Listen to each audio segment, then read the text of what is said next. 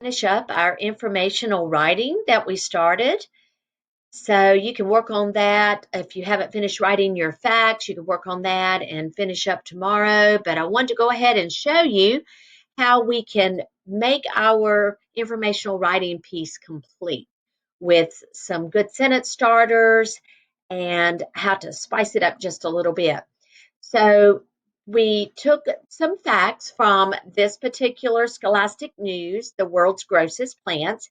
And yesterday I showed you how you could choose, did you want to just tell about some of the plants or did you want to tell about the gross parts of the plants?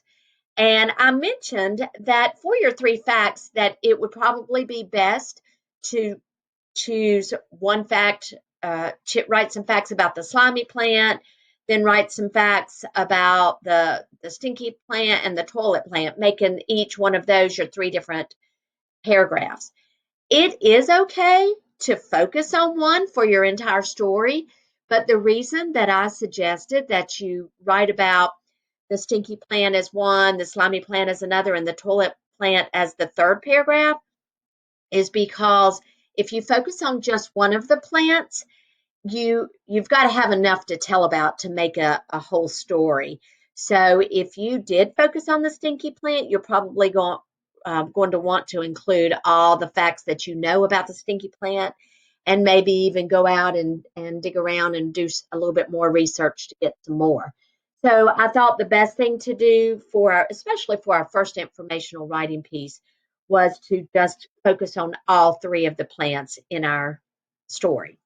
So what we did again yesterday is I checked the first one I wrote about was just the fact that there's three plants that people think are the grossest in the world. And we wrote the fact number one about the Rafflesia, and I just included, remember what I said, that if your topic sentence is, if it includes that you're writing about the grossest plants in the world, then all of your facts should focus on what parts of those plants are gross.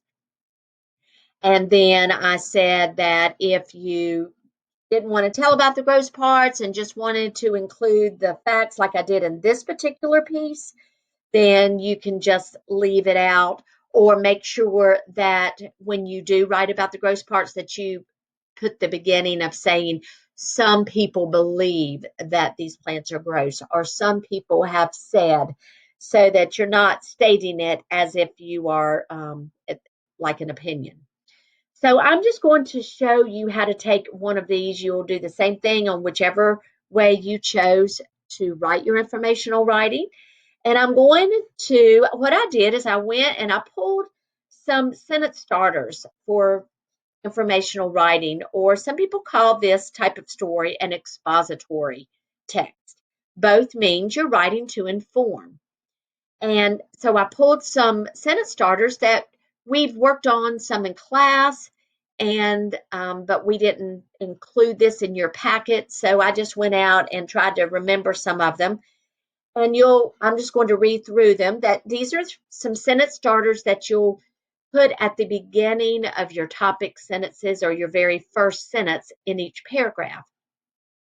Now remember that the dot, dot, dot at the end means that it's not a complete sentence as it is written. You need to add to it so that it is a complete sentence. So the first one I put was, let's take a look at dot, dot, dot. So for example, you would be like, let's take a look at the Rafflesia plant, or let's take a look at the toilet plant, or whichever one you want to include.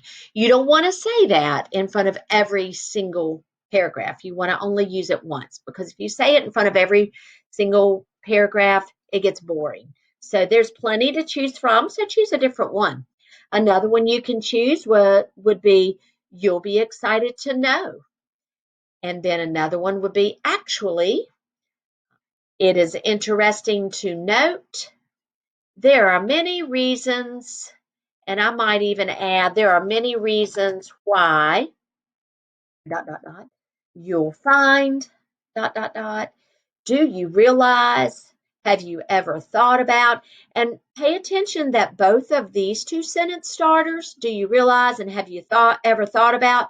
Those are beginning of questions. So whenever you complete those sentences, you need to put a question mark at the end. You'll discover, interestingly, and then similarly. If you use the word similarly, you would want to use that one as in maybe your second or your third one. And remember that similarly means that that paragraph is going to be similar to one of the other plants that you've already told about that you're comparing it to. So I'm going to choose for my very first topic sentence at the very beginning, I think I am going to start off with, you'll be excited to know. So I'm just going to take this particular informational writing piece right here, and I put for my topic sentence, there are many types of plants. And that's kind of boring right now. So I want to add to the beginning of that one, you'll be excited to know that there are many types of plants. So you'll add that to the beginning, and of course you'll take out your capital letter of where you had started with that, and just add that sentence starter to the beginning of your topic sentence, and now I have an opening sentence. And it reads, you'll be excited to know that there are many types of plants. So now I'm going to go down to fact number 1, and I'm going to add a different sentence starter. So this is the one where I'm talking about one type of plant. It's called the Rafflesia. It is big, red, and bumpy. So I'm going to go, and I think I will add, it is interesting to note. I think I'm going to choose that one. You can choose whichever one you want to, but I'm going to put that at the beginning. It is interesting to note that one type of plant is called the Rafflesia.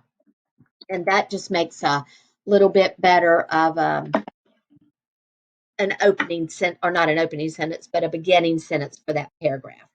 Then I'm going to choose a different sentence starter for fact number 2. And I think that I will choose, there are many reasons why. So I'm going to go back and put, there are many reasons why another type of plant. Let's see. So that doesn't really make sense. So if you look what I put, there are many reasons why another type of plant is the Sierra mix corn plant. So that doesn't really make sense. So I think I'm going to add, there are many reasons why another type of plant is interesting to learn about. That plant is the Sierra mixed corn plant. So you can see how you've got to be very careful when you add these sentence starters. You don't want to just add a sentence starter and then go on with it. You want to reread it to make sure it makes sense. And mine didn't, so I added a few words and actually made 2 different sentences for that one. So now it reads, there are many reasons why another type of plant is interesting to learn about. That plant is the Sierra mixed corn plant. Now, if I were writing maybe about the fact that it's a gross plant, I could put, there are many reasons why the Sierra mixed corn plant is another gross plant. So I could do that, but just add to it, make sure that it makes sense when you go back and reread it. And now I'm ready for my third one. And I think I'm going to put, do you realize? I'm going to start this one off with a question. Okay, do you realize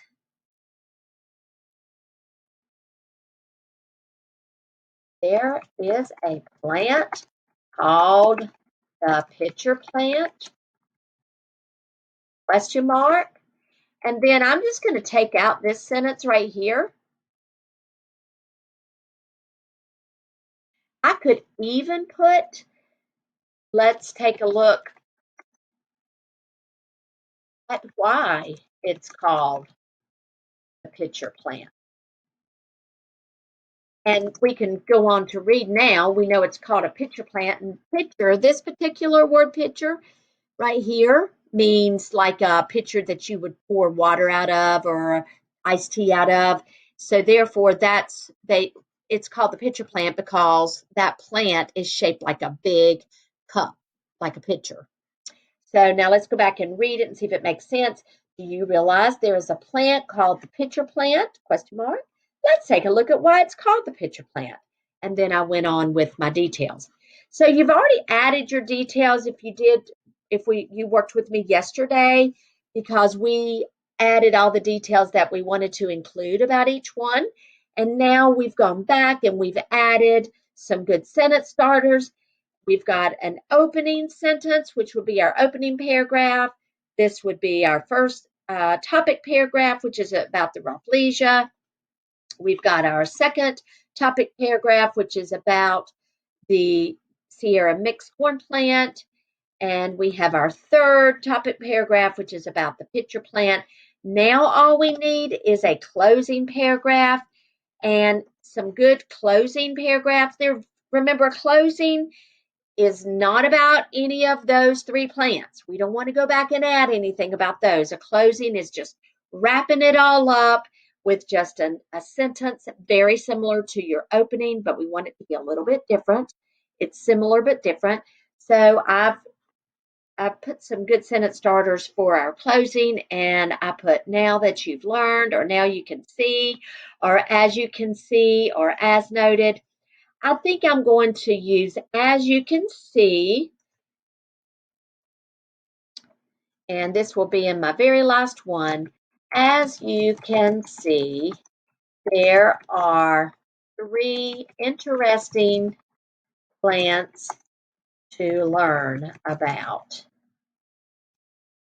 Or I could even put, as you can see, although there are many plants in the world, as you can see, these are three interesting plants to learn about. I think I'll do that. So, although there are many interesting plants in the world, or many plants in the world, I don't want to use interesting too much.